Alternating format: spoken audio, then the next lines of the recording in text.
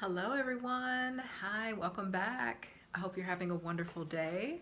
And if you're here for the first time, welcome. I am Selena here as Sunny Sage 11. Thank you so much for watching my video and for being a part of this 30-day video challenge as I'm getting myself back into the land of YouTube. And yeah, up until I started this challenge, I hadn't really done any videos on this channel for like almost 4 years. My last video was like, I think summer of 2021 or like late 2021, somewhere around there. So yeah, as I've been doing different projects that I started about last year, especially with writing, I have a blog that I started. I also created a secondary YouTube channel connected with my Substack blog, which is called Leap and Create. So I'll put links to those in the description, and I'll also pin a comment with links to check out the writings that I'm doing. And yeah, just not wanting to leave this channel behind or, think that there was no potential here as well. So here I am, and yeah, just kind of get started. Also wanted to say as well that if my voice and content resonates for you, please like the video, subscribe, leave a comment so we can continue to grow this community here at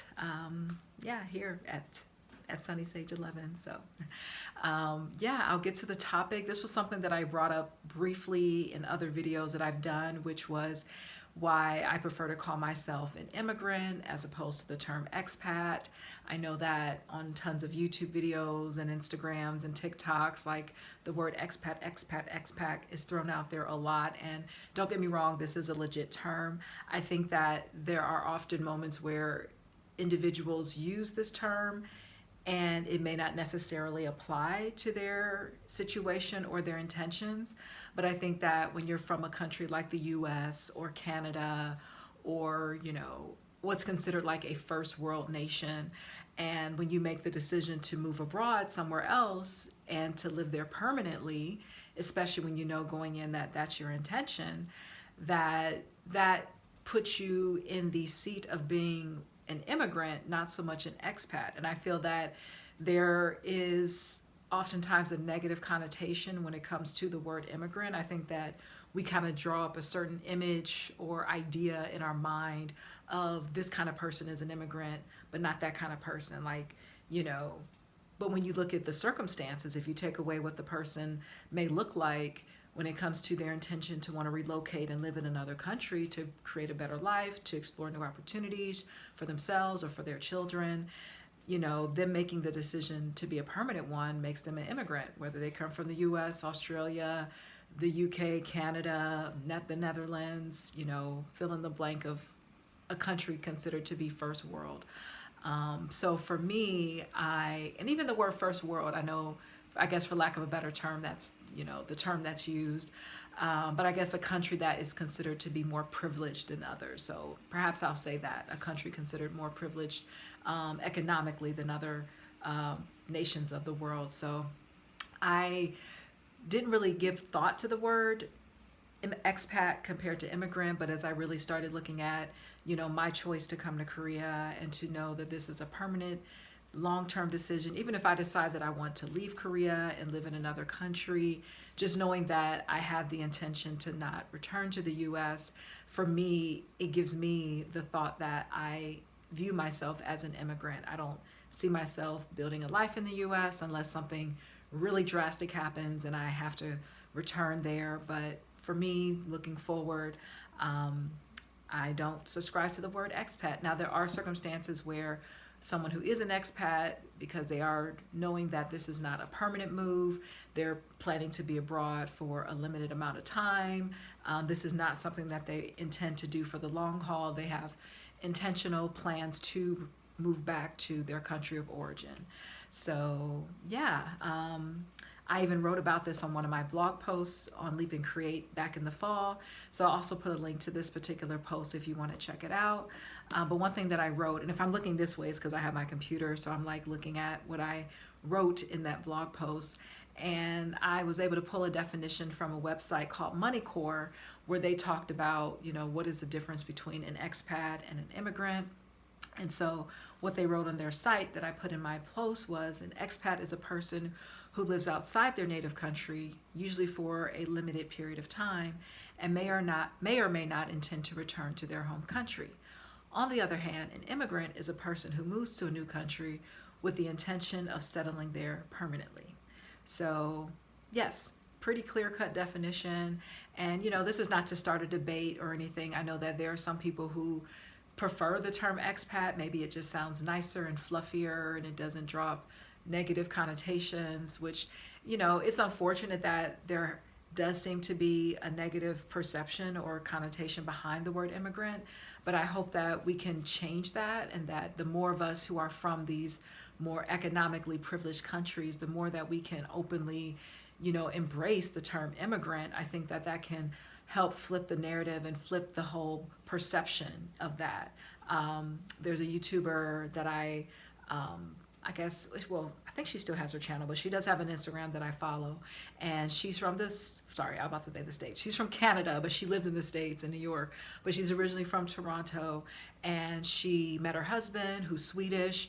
Now she lives in Sweden with their daughter. They have a home. She's building a life there. She does videos about living in Sweden. And for Mother's Day, she did a post and she openly stated, as an immigrant mother living abroad, bum, bum, bum, bum.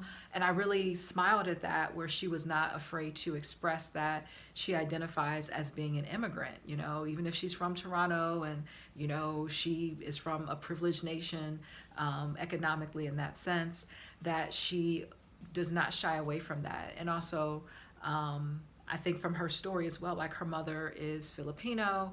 And so I think she recognizes her mother's experience of moving to North America to start a family, and just build a life from there. So I think having that context is very helpful. And so I feel that whether you flew over, on an airplane, first class, economy, I flew economy, no shame.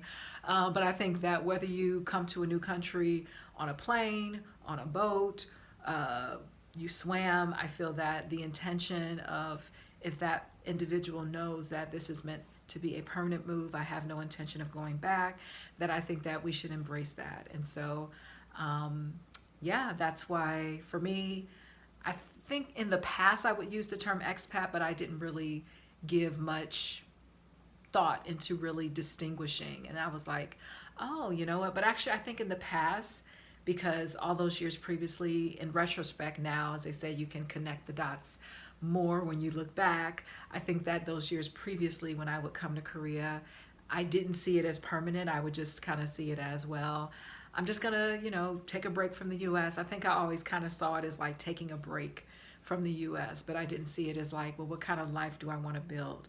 And for me now, that's different. Like, I'm in a completely different headspace as far as how I see wanting to build a life abroad, wanting to start a family abroad, create a business or businesses abroad, and just allowing this to be a space where I grow and create a new trajectory in my family tree, in my family history. So I'll leave it there. I hope you've enjoyed watching. If you are someone who lives abroad, share in the comments. Do you subscribe to the term expat, or do you prefer to call yourself an immigrant? Feel free to share why and what contributes to the choice that you've chosen. Again, this is not meant to be any sort of a debate. I just love to see where people are coming from when it comes to that. Or maybe there's a completely different term that you prefer to use to describe your life abroad. I'm not someone who subscribes to labels all the time. They have their place, and sometimes we can just move away from labels. So hopefully this video has shed light and shed clarity, and I will see you in my next video as we approach day 9 of this 30-day challenge. And actually coming up, I will be hitting the 1-year mark of my arrival to Korea. So I left May 16th of last year, given the time zone difference. So I left May 16th from the States. When I got to Korea, it was May the 17th, big times difference.